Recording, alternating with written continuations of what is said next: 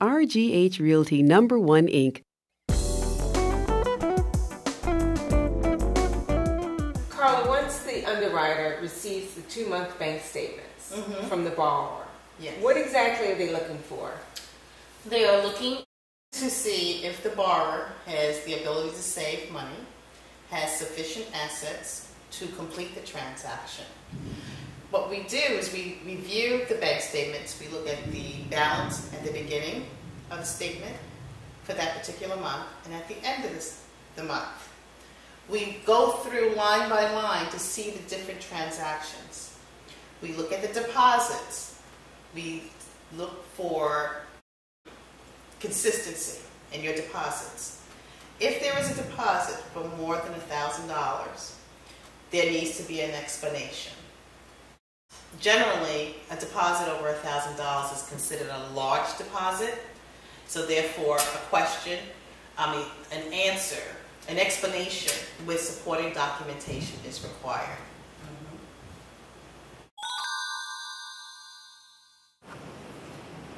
Carla, how does an underwriter look at appraisals? An appraisal report is provided by a licensed appraiser.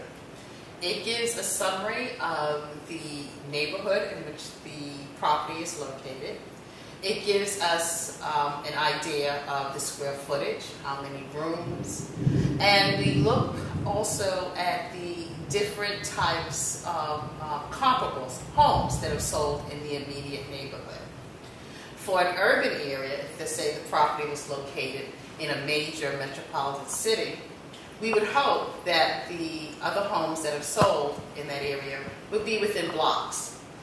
If the house is in a suburban area, we would want to see the other homes sold within 1 mile. And if it's a rural, then generally the comps are greater than 1 mile. And what we do is we look at these comparables, these other homes that are sold. The appraiser will make adjustments up or down depending on how they compare to the subject property, and a market value is given to that property. I just interviewed an appraiser, and I had a question for him about this. Yes. And I wanted to know what happens if the appraiser is not from the area and the bank has ordered an appraisal and the appraiser is not familiar at all and the comps are not correct.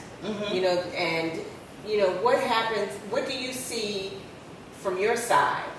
Okay, as an underwriter, this happens on a number of occasions. We will get an appraisal on a piece of property. The comparables do not seem to be similar to the subject, and we question the validity of the value that's given by the appraiser. What we will do is have what we call reviews done. The underwriter does a review. Generally, most lenders will have on staff an appraiser that's familiar with the territory, or they'll get a review done by an outside company who will have someone who's familiar with that area to review it to determine whether or not the information is correct. Because I know that a lot of times when that happens, the realtor challenges the appraisal. Because I've done that myself. I've challenged it. And I will tell the appraiser it's not correct. Does the realtor, would they communicate that to the underwriter? Because I know no one really communicates with the underwriter. How does that communication get back to the underwriter? Well, when an underwriter reviews an appraisal report and they have questions, they will go to the appraiser. And generally today, based on new recent laws that have been set up, most lenders have a separate appraisal department that deals strictly with the appraisers, so that the loan officers, the processors, the underwriters do not talk with the appraiser directly. It's just the appraisal department. And that's to make sure there's no conflict of interest, which is understandable, given what's happened recently in the mortgage industry. So what will happen, the underwriter would give a list of questions. That appraisal department will contact the appraiser, ask the questions, and the appraiser would respond in writing. And the underwriter will make a judgment call as to whether or not the value that's given is valid. If a realtor wanted to provide information, today with the new guidelines, there are strict laws where the realtor cannot be in contact with the appraiser directly. Do you have any helpful hints or tips or information that you would like to give my viewers? Yes. You know, today, given all that's occurred in the mortgage industry, it is still very possible to achieve that dream of owning a home.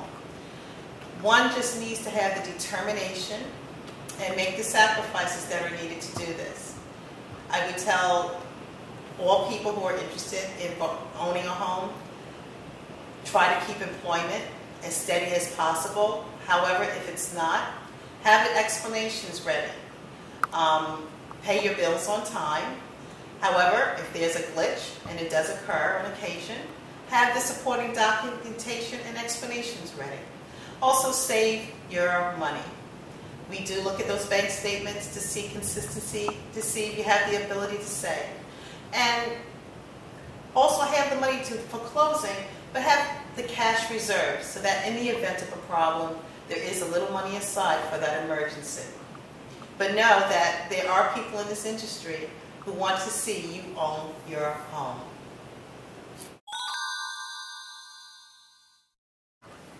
Carla Zuber, thank you so much for your time. I think all that you've shared with us, I think the viewers will really appreciate it. Oh, it's been my pleasure. Thank you so much. It's been a wonderful time. Thank you. And a toast to home ownership. Yes. RGH Realty #1 Inc.